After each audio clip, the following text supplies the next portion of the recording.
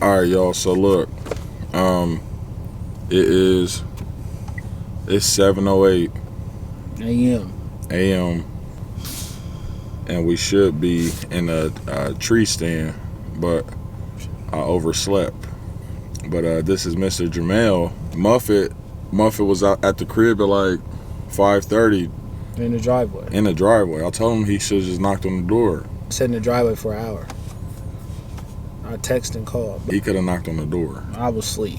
I don't know if I mentioned it on the channel before, but Jamel is the one that is responsible for getting us back in the church.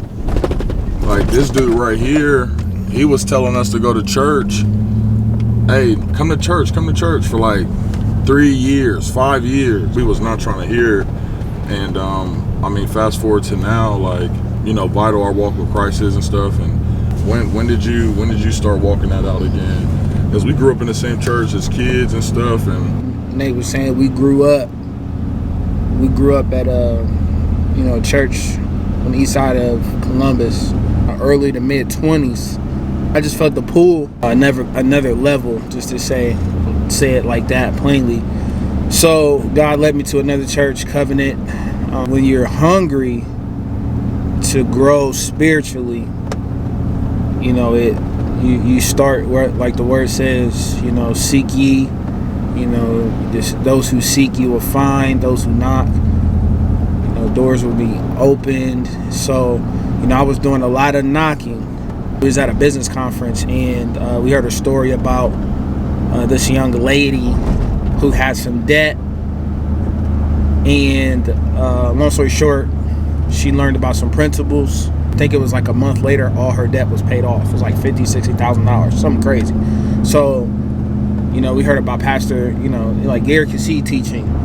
You know, ever since then, I checked it out. The first day I went to Faith Life, it instantly felt like home, and I just never left. I just kept it going, and I was back in 2014 or 15.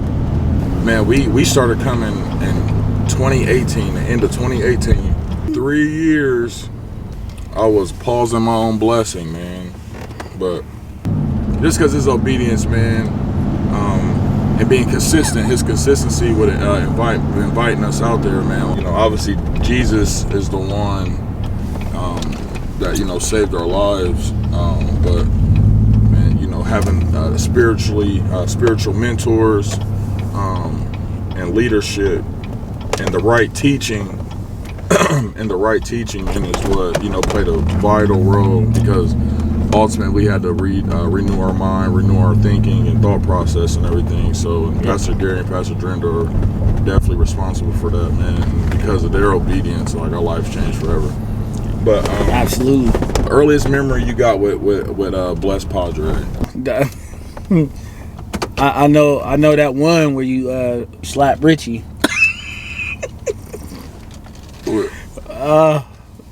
Man, I love Richie. Yeah, that's our cousin. For all I don't know, that's one of our other cousins. Why you slap him again? What'd he do?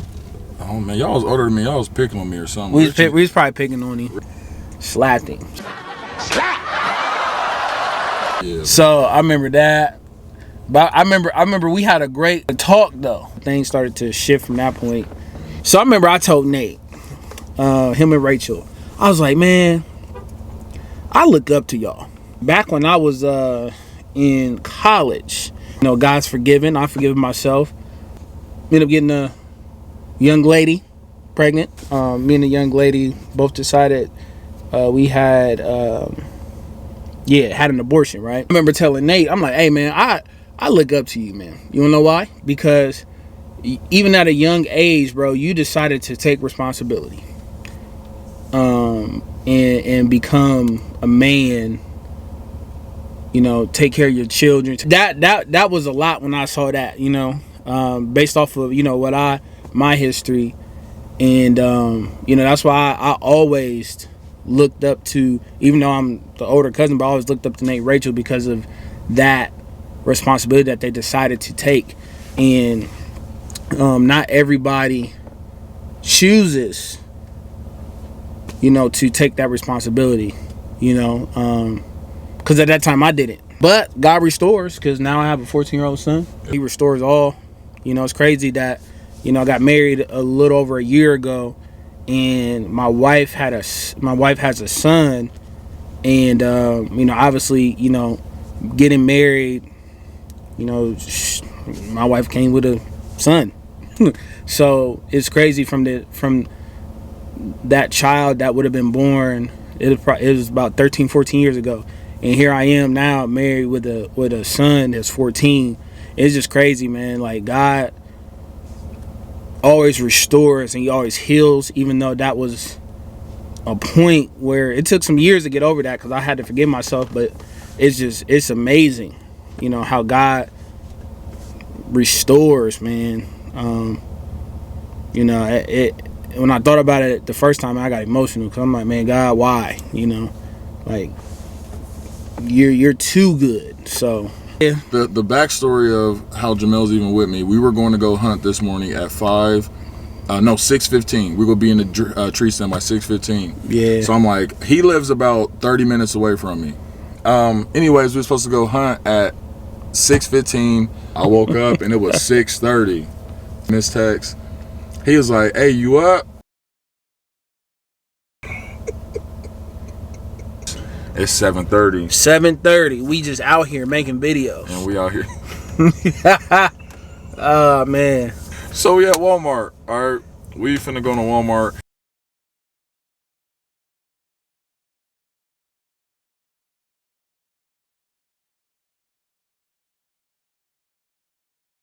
One eternity later. Still sleepy. Still sleeping.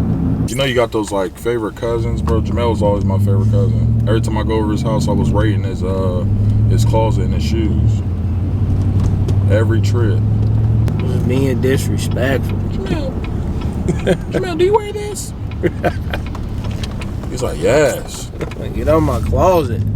What size shoes are these? Can I have these? It was always Jamel though, man. Definitely the cousin I looked up to. Now I'm about to drop him off at Aqua Tots. Aqua Tots. Man, That's funny. they're swimming. Them little kids swim better than me. Yeah, probably do. I do not swim. I'm gonna tell you right now, I can't swim. In the stereotype. I cannot. You throw me in the water, I will drown. Like, all jokes aside. Hey, man, you need to learn to swim. Bro, all jokes aside, bro, I can't You need swim. to teach your babies how to swim, too. They know it, bro. It's the funny thing. They swim better than me. I cannot swim. You need to learn to swim. Like, I could doggy paddle, but all that treading the water and float, I'm not floating, I sink. Like, how do people just be floating in the water like that, bro? It get on my nerves, bro. Yo, definitely be seeing Muffit again, man. We gonna be doing a lot more stuff. Yeah, you got anything else?